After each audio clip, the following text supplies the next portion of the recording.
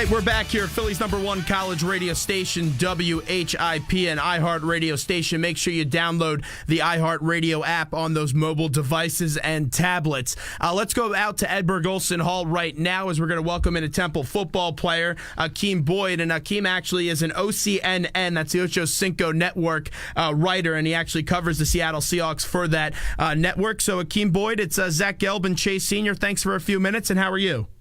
I'm doing good. How are you guys? We're doing great, and you're a cornerback here at Temple University, and I know that there is always some trash talking going on when you play football, and you see what happens with Richard Sherman, and you covered the Seahawks and the NFC West throughout the season for OCNN, the Ocho Cinco Network. I'm just curious, what was your take on the whole Richard Sherman deal at the end of the San Francisco 49ers NFC Championship game? I loved his reaction at the end of the NFC Championship game. You know, that's a guy that has supreme confidence and a swagger that you just can't teach, and you want that in your cornerbacks. Because corner is actually one of the hardest positions to play. Hey, Ikeem, it's Chase Sr. The art of trash talking is pretty interesting. It can either fuel a team or it can distract a team. Have you seen instances of both where some trash talking can pick a team up from being in the dumps, and or have you seen it really backfire? Trash talking, it can go both ways, but in the case of the Seahawks, it actually fuels them. That's their MO. That's how they played the whole season. That's how Coach Pete Carroll wants them to play. He wants them to be loose and full of energy and going out there and having fun. And it's all his teams have been like that since he was back at USC. So it's no surprise that his team at Seattle was that way. Yeah, that's their style in Seattle, and they're a physical football team playing in the cold elements of New York and New Jersey at MetLife Stadium. And personally, I didn't like what Richard Sherman did. He's a hell of a player, and he talks a lot of smack, but hey, he backs it up on the football field. We all know Michael Crabtree isn't a mediocre wide receiver. He is good, but the two of them definitely do have beef. But where I think this game, a major breakdown of this game, will be that Seattle secondary going up against one of the all-time great offenses and what they could do up against those wide receivers, whether it's Demaryius Thomas, the other Thomas, Decker, and also Wes Welker. So how do you like that matchup, Seattle secondary up against the explosive Denver wide receivers? I think it's a great matchup. I don't think the Broncos have faced a secondary as good as Seattle's or a defense as good as Seattle's, and I don't think Seattle has faced an offense as high-powered as Denver, so it should be a good matchup. When you look at Seattle's defense, they're very physical up front. Their linebacking core is also very talented. They're good east to west, and their cornerbacks and safeties are also extremely talented. A bunch of first-rate players on that Seattle defense. But when you look at the Broncos, that receiving core and the weapons that Peyton Manning has to throw to, it's quite ridiculous how explosive they can be. And what's unique about the Broncos' weapons is that a lot of them, with the exception of Wes Welker, are very big. Do you expect Seattle secondary to come out and play a lot of press coverage early on? Yes, that's what they do. They have a big secondary. Richard Sherman, Brandon Brown, and Earl Thomas. They have a great secondary. I don't know. I forget the name of their other starting corner, but he's pretty good to be a backup corner. So I expect them to match up very well with the Denver Broncos. You know, the Broncos have some physical receivers in Thomas and Decker and Wes Welker in the slot, but I think they can match up very well with them.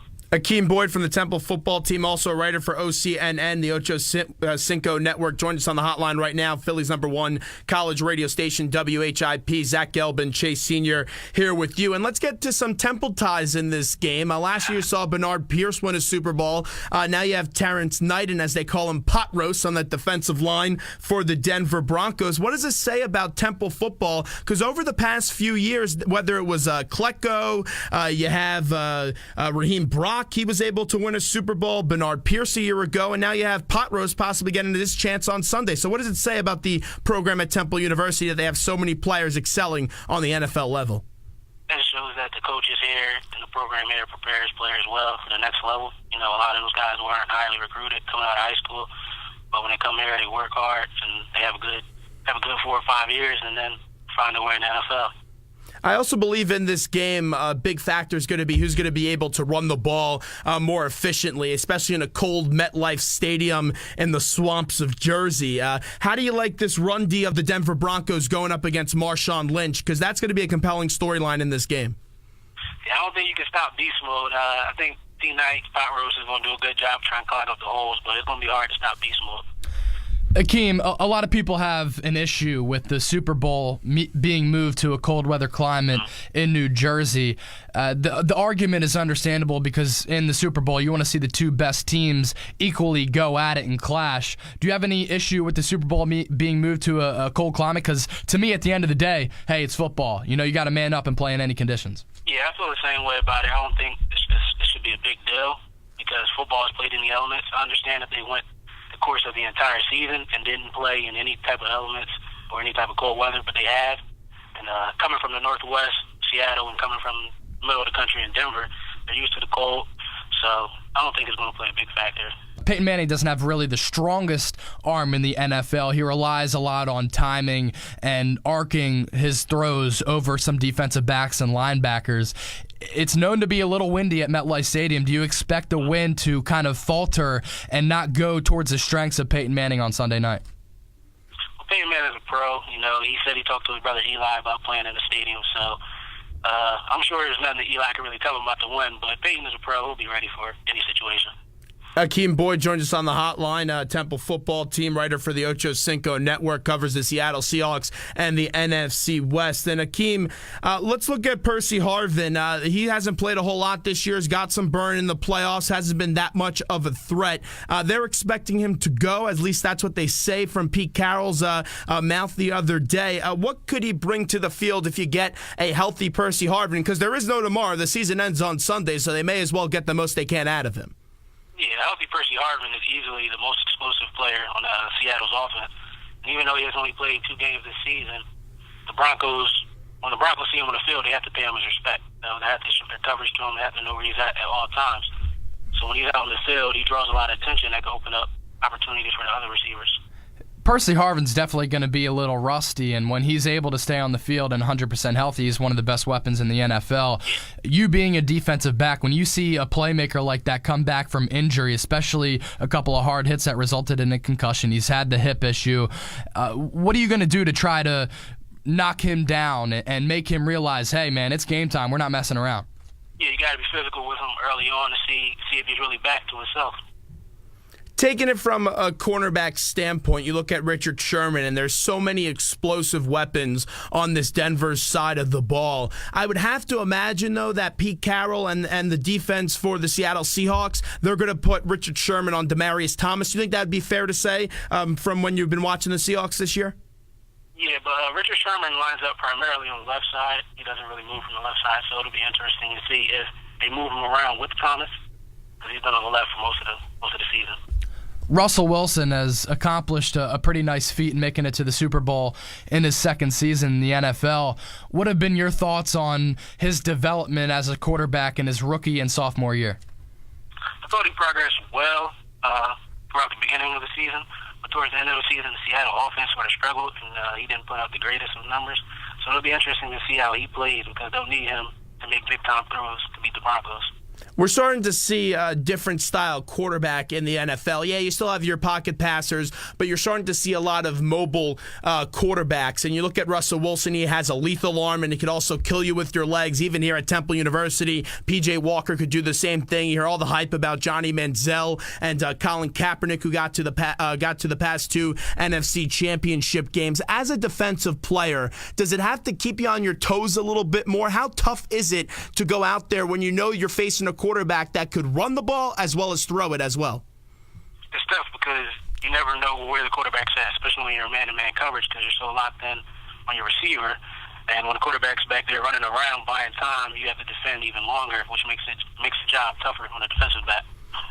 And also, if Russell Wilson is to win this game, and people would always take the pocket passing quarterback, the Bradys and the Mannings, but I would have to imagine, Ikeem, if they go out there and win on Sunday in Seattle, that Johnny Manziel from Texas A&M, who's coming out to the draft this year, his draft stock has to benefit off this in a good way, just because there's been so many more mobile quarterbacks over the year. And you look at Russell Wilson, you look at Colin Kaepernick, the biggest problem with the mobile quarterback is staying healthy, and both of those guys so far through their career have been able to stay healthy. Yeah, I'm a big fan of Johnny football. You know, a lot of people don't really like him, but I think he'll translate very well to the pros, depending on which offense he lands in. I know there's been a lot of talk about him going number 1 to Houston and playing with Coach Bill O'Brien, but I think that would be a great fit for him. Ikeem, a lot of the elite quarterbacks, and especially guys who have won Super Bowl rings, have been prototypical drop back, throw first quarterbacks. Do you believe that type of style is a little bit of a dying breed, or do you feel like the drop back quarterbacks are always going to be around? Because a lot of these mobile quarterbacks are starting to get a lot of interest from NFL scouts. I think traditional quarterbacks will always be around. That's the way of the position. You have to be able to throw the football. But now with the offense spreading out because of college football, it's making its way to the NFL, and more mobile quarterbacks are also making their way to the NFL. But I don't think traditional quarterbacks will ever die down. You always want a quarterback that can throw the ball with accuracy and with power. On the way out here with Ikeem Boyd from the Temple football team, covers the Seattle Seahawks and the NFC West as well. Champ Bailey, we always talk about legacy games. You saw it last year with Ray Lewis. We got his second ring and rode off into the sunset. Ed Reed also got a Super Bowl ring for his first time last year. We all know what a second ring for Peyton Manning would mean for his career. But if Bailey's able to get that first Super Bowl ring, that would be something special on Sunday. Yeah, it would be nice to see Champ finally get his ring. He's been in the NFL for a while. I remember watching him a lot because I was an Eagles fan. I remember watching him a lot when he was in Washington. The past couple of years, he hasn't been the old Champ Bailey of late, but it would be nice to see him go out with a win. Ikeem, you mentioned you're an Eagles fan. What'd you think of the job that Chip Kelly was able to do in his first year as head coach? Chip did a great job this year. I wasn't expecting us to win a division or go to the playoffs and have a home playoff game. I was expecting us to finish 6-10, 7-9, and like in a rebuilding year, but he opened up a lot of eyes with the offense. Got Shady going, Deshaun, and, Riley Cooper really jumped out onto the scene. So we had a good year. Looking forward to seeing how we do next year. You being a fan of the Birds, you know this better than a lot of other people around the country. It's been an issue in this city. Is Nick Foles for real? Do you believe so or not? I'm not really sure. I was a fan of Michael Vick coming into the season. I didn't think Foles would be able to get the job done. I hear you. He obviously proved me wrong and a lot of other people wrong. And he had a good showing in the Pro Bowl the other night, too. So Foles is elite. I would like to see him do it for more than 1 year. But I'm not sure if he's the answer that Chip Kelly for quarterback. Well, Ikeem, we appreciate a few minutes today, and we're running out of time here as we got to get off the air in about 3 minutes. So we really appreciate a few minutes. Make sure you come down to the studio next time. Join us in, and we'll talk some Temple football. And let's see some more wins this year for the Owls. We believe in you, though. That's the plan. That's the plan.